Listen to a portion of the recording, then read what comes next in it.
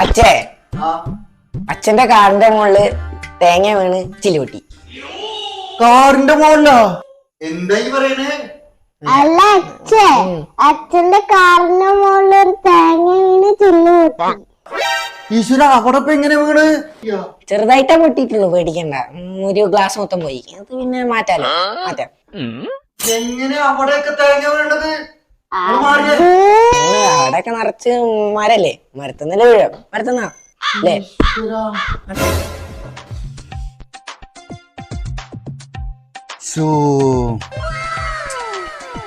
എങ്ങനെ ഇത് പൊട്ടി?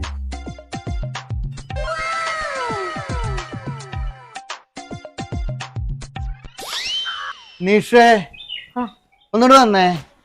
എന്തേ? കാറിന്റെ ചില്ല് പൊട്ടിക്കണു. അയ്യോ, ഇതിപ്പോ എങ്ങനെ പൊട്ടി? എന്താ ചെയ്യാ? അയ്യോ, അവന്മാര് തെങ്ങിന്റെ തേങ്ങ വീണു എന്നൊക്കെ പറഞ്ഞിട്ടാണ്. ആണോ? എന്തൊരു കഷ്ടം. ചെക്കന്മാര് പറഞ്ഞത് സത്യം തന്നെ. എന്ത്? തേങ്ങ വീണ് തന്നെ ചില്ല് പൊട്ടിയാണ്. എടി, തേങ്ങ വീഴാൻ ഇവിടെ തെങ്ങ്. ഇവിടെ തന്നെ തെങ്ങ് വേണമെന്നൊന്നും ഇല്ലോ. തെങ്ങ് കൊറേ അവിടെ ഉണ്ടായിട്ട് അതിന്റെ മുകളിൽ വീണിട്ട് കാറ്റത്തൊക്കെ ഇങ്ങനെ പറന്നിട്ടൊക്കെ വന്നൂടെ? എന്നാ പിന്നെ തേങ്ങ കാണണ്ടേ? നിങ്ങൾക്കല്ലേ കാണാത്തുള്ളൂ, ഞാൻ തെരഞ്ഞപ്പോ കണ്ടല്ലോ. കണ്ടോ എത്ര വലിയ തേങ്ങയെ നോക്ക്. ഈ തേങ്ങക്ക് അത്ര മുകളിൽ താത്തക്ക് വീണിട്ടുണ്ടെങ്കിൽ ചില്ലല്ല, അതിന്റെ അപ്പുറത്തുള്ളതും പൊട്ടും. ഇത് അല്ലേ? തെങ്ങന്നേ പൊതിച്ചിട്ടാ വീഴ അല്ലേ തേങ്ങയായിട്ട്?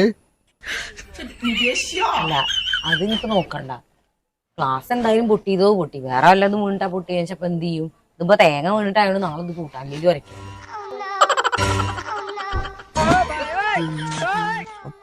നൈസായിട്ട് പോവാ. ഇപ്പൊ പോയ ജീവനെങ്കിലും തിരിച്ചു കിട്ടും.